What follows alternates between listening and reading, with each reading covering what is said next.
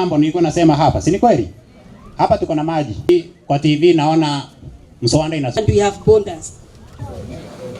Najua wamekuwa watu wazuri sana kweli. Exhortation to all of us, and then we are going to, my name is to the regional offices in Nairobi, but outside that I'm a AIC Pascos area. Andu mari maundu mengi ka propaganda ni twise rais wa Kenya ni watuvere twi mauti Kenya. Rais ni watuvere gite kia makamu wa rais litera kaire na gituva Professor Abraham Kithure. No andu no magambe mangigenda kugamba katono kanua no akario kangera kwaria uria mbise William Ruto gutio ntocio angetutunya gite na twisinya 2027 William Ruto nikio akwa rais litera kaire na makamu wake akwari Professor Abraham Kithure.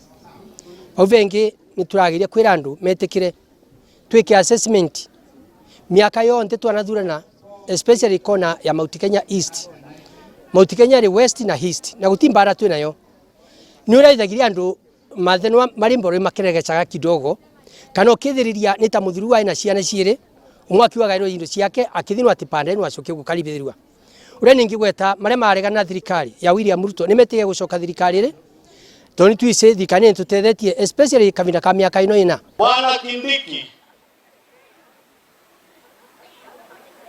tia kichwa yako maji.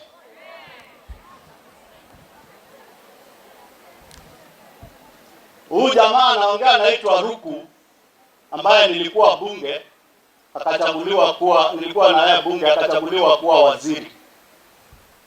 Ametumwa kukuchanganya.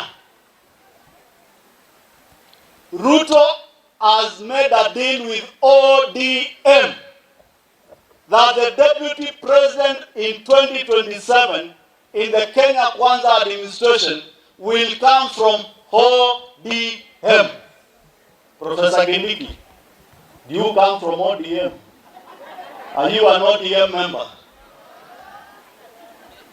Tia kichwa yako maji. Deputy President is under siege from within and from outside. And if Kenya Kwanza are serious and the UDA fraternity is serious, wakanusha haya maneno.